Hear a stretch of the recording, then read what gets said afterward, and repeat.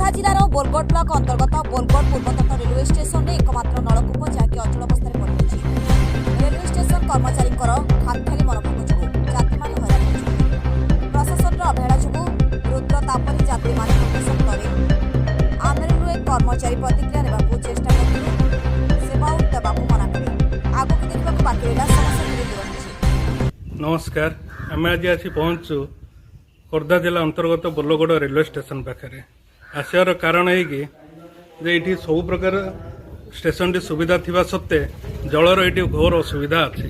आम पथ गोटे देखिपे गोटे अचल अवस्था नलकूपटे अच्छी जहाँ पानी बाहर ना जदि भी बाहर अल्प बहुत ता बहुत गोटे डस्ट बाहर था यही प्रचंड ग्रीष्म ऋतु में लोक मैंने बहुत हैरान हरकत होती ता सत्वे कर्मचारी मैंने पानी पीवाई असुविधा भोग करें।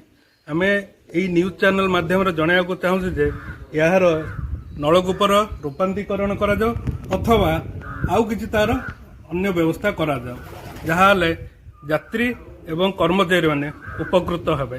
कैमरा पर्सन सुब्ररंजन साहू सहित block reporter Praveen Kumar Mishra G9 Odia.